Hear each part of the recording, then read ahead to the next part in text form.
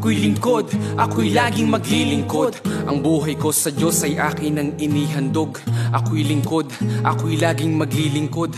Magpapasakop at puspusan na susunod. Hindi ko hinanap ang Ama, ngunit ako'y pinili. Dahil sa kanyang awa at pag-ibig sa akin, binigyan ng karapatan na sa kanya'y maglingkod. Natutunan ko ang aral, ang aral. Ako'y magpapakasigla sa aking pagtupad, palaging kaisa sa lahat ng aktibidad at kailanman ay hinding-hindi lalabag anumang hamon ng harapin. Magpapakatatag sa pangako ng Ama na kanyang inilaan sa mga hinirang na nagtapat sa kahalalan. Ako'y taas noong iglesia ni Kristo hanggang wakas. Ako'y ligtas, ligtas sa araw ng kawakasan.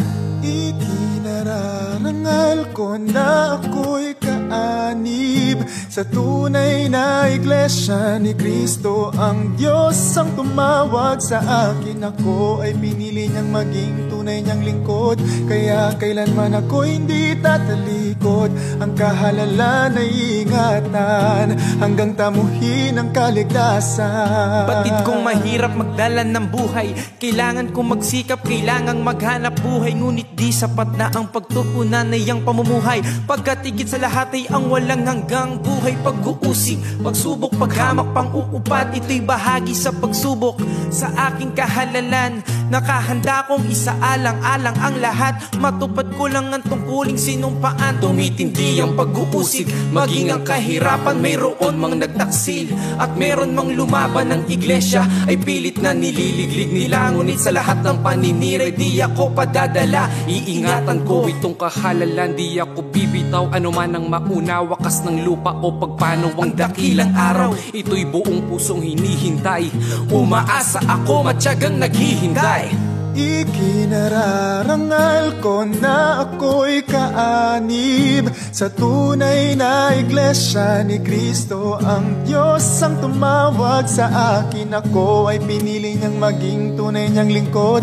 Kaya kailanman ako hindi tatalikod, ang kahalalan ay ingatan hanggang tamuhin ang kaligtasan. Lumilipas ang mga araw, maging ang panahon, anumang oras ay darating na ang Panginoon. Di ako papayag sa paglalakbay ay maiwan, ligtas na ako pagdating ng araw ng paghuhukom. Ako'y mapalad, mapalad, mapalad. Ako'y panatag, panatag, panatag. Sa Ama ako ay laging sa Kanya tatawag. Ako'y laging ingatan sa lahat ng aking lakad, na sa lahat ng panahon at mga sandali, pangalan ko sa aklat ng buhay wag mapawi. Sa kawan ay hindi na ako aalis, nakahanda ako na lahat ay tiisin. Dahil kay Kristong nagpapalakas sa akin, ako'y lingkod, kaanib po ako. Ako'y iglesia ni Kristo, hindi ko to ikinahihiya. Kayamanan sa mundo ito'y mababaliwala. Ako'y iglesia ni Kristo, ito'y aking ikinararangal.